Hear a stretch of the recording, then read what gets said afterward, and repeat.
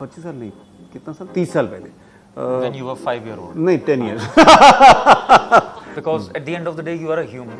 You have those desires. We call it sexual desire, we call it emotional, whatever you want to say. जितने लोग होते थे वो add आता था और 10-12 खांसी की आवाज। Hi everyone, I am Gajraj Rao. तो फिर मैं Dibyendu. And yes, you are watching us on IndianExpress.com.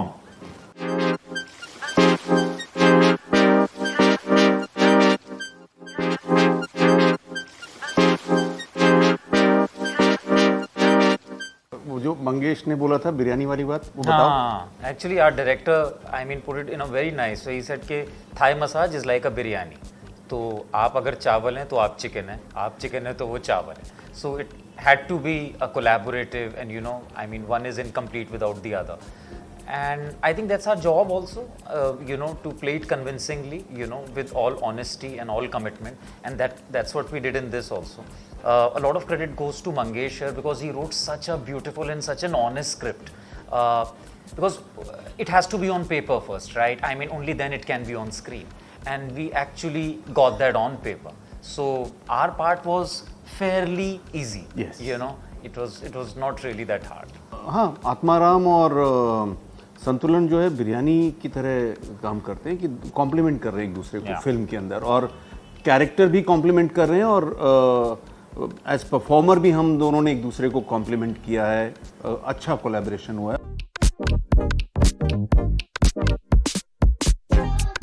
कहानी जो मंगेश ने हमें बताया कि वो उनके बहुत नज़दीक की कहानी है, रियल लाइफ स्टोरी है। उनके जो फादर हैं बहुत साल तक बीमार रहे, उनको पैरालिसिस था, और उनकी माँ उनकी देखभाल करती रही सालों साल तक, उनको नहलाना धुलाना, उनका जो डेली ज़रूरत का सब करना। और जब वो माँ 40 की थी और फादर 50-51 साल के थे, तब से मंगेश ने वो देखा और उन्होंने वो माँ के पूरी जर्नी को देखा, और फादर नहीं है अभी, तो उस हिसाब से उन्होंने कहानी लिखी। और about their desires, Yes. you know, because at the end of the day, you are a human. You have those desires. We call it sexual desire, we call it emotional, whatever you want to say. But you want to have that kind of relationship with your partner. And he's been very honest about this. And it's such a personal thing to share and to write a film about.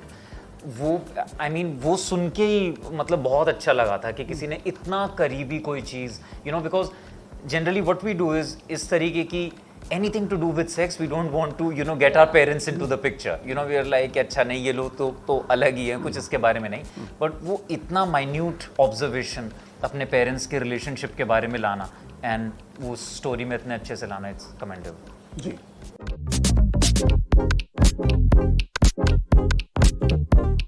Cinema जो है वो director का medium है, और उसके अंदर उनका intent, उनकी समझ, वो कितने संजीदा हैं अपने सब्जेक्ट को लेकर, वो बहुत इम्पोर्टेंट है। और जब मेरे पास ये कहानी आई तो मुझे मंगेश का जो उनका पहले का काम है टिंगिया, जो एक बैल और एक छोटे बच्चे की कहानी है मराठी में, जिसने बहुत नाम कमाया, और उसके बाद देख इंडियन सर्कस नवाजुद्दीन सिद्दीकी और तनिष्ठा, उसमें अब देखेंगे कि उसके अंदर एक सरलता है। सारी जो कहानी है उसमें भी बच्चे हैं, इंडियन सर्कस में भी बच्चों के पॉइंट ऑफ व्यू से बहुत बड़ी कहानी कही जा रही है। तो वो जो उनकी सरलता है उनके सब्जेक्ट में दिखती है, और फिर आप उनके किसी से भी आप कोलैबोरेट करते हैं तो उनके पास्ट के काम को देखते हैं कि इन्होंने कैसा काम किया है, तो वो एक तरह का सर्टिफिकेट का काम करता है, एक तरह की गारंटी आपको देता है कि यार ये आदमी इस दुनिया की ये समझ रखता है, उसके साथ ये इतना सेंसिटिव सब्जेक्ट है, कर लेना चाहिए। वो उसको किसी और नज़रिए से नहीं बनाएंगे, उसको एक ह्यूमन एंगल से ही बनाएंगे। तो वो मुझे ऐसा लगा, और मुझे फ़ख्र है इस काम पे। मुझे लगता है कि मेरे सबसे अच्छे कामों में से ही है।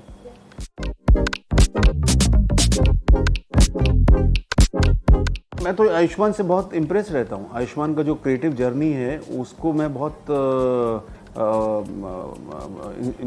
इंस्पिरेशन मिलती है उससे, कि वो जिस तरह से वो हिम्मत के साथ अलग अलग किस्म के प्रोजेक्ट करते हैं, तो इंटरेस्टिंग है। और समझ लीजिए जो वो उसमें कैरेक्टर है वो उसके 25 साल बाद की कहानी है ये।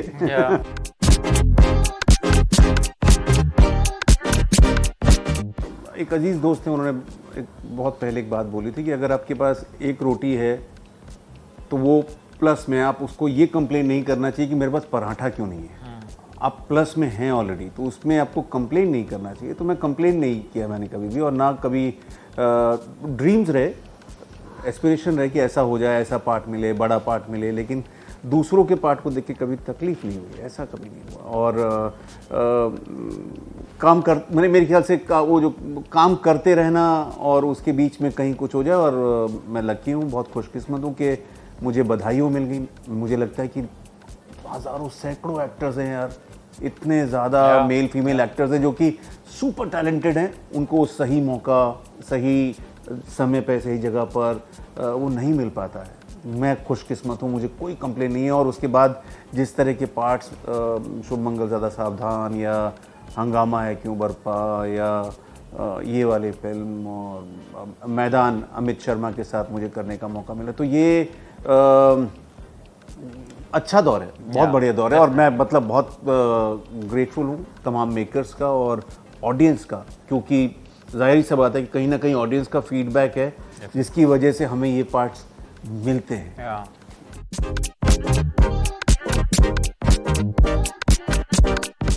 हाँ, मतलब अच्छा लगता है, लेकिन ये उसमें ऐसे ही मैं, ऐसा नहीं कि मैं अपने मेरे कंधे पे ही जिम्मेदारी रहती है। तो हर समय कुछ ना कुछ ऐसा होता है कि आसपास मेरे कोलैबोरेशन बहुत अच्छा होता है। जैसे इस फिल्म में दिव्येंदु के साथ कोलैबोरेशन हो रहा है, बाकी जो कलाकार हैं सनी, इंदुजा, राजपाल इसमें बहुत एक इंटरेस्टिंग पार्ट कर रहे हैं जो ऑडियंस को देख के मज़ा आएगा। अनुरिता झा हैं, शशि वर्मा हैं, एक रशियन एक्ट्रेस हैं अलीना। तो मुझे लगता है कि ऐसा नहीं हुआ कि मैं अकेला कुछ तीर मार रहा हूँ, वो साथ साथ में मिलकर ही हो रहा है।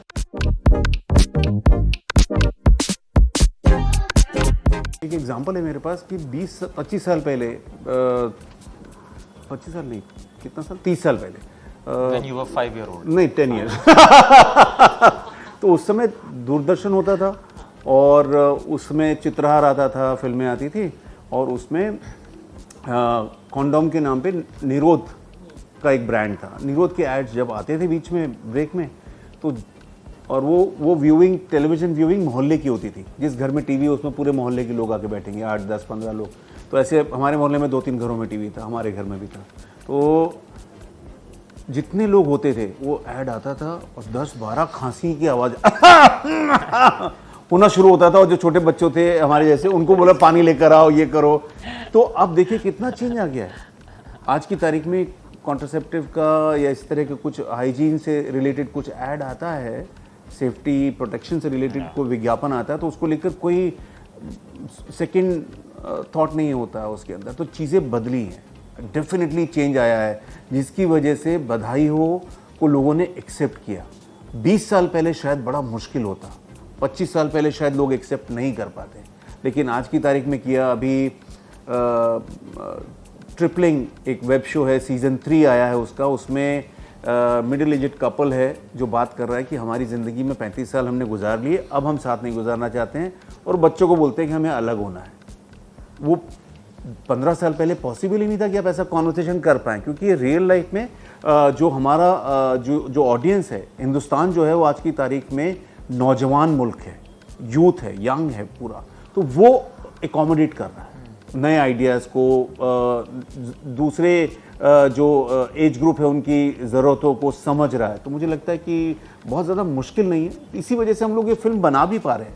ये फिल्म हमने बनाई कि हम लोग ये इशू को, जो कि ईडी का इशू, जिसमें रिसर्च करके इन लोगों ने बताया था जब शुरुआत में कि दुनिया भर में ऑलमोस्ट 20 से 30% लोग इस प्रॉब्लम को फेस करते हैं। हिंदुस्तान में 20 से 30 करोड़ लोग इस प्रॉब्लम को फेस करते हैं, और उसमें ये एज रिलेटेड नहीं है, 40 साल से कम उम्र के करोड़ों लोग हैं, लेकिन वो जो टैबू है उसकी वजह से बात नहीं करते हैं, वो नहीं करते।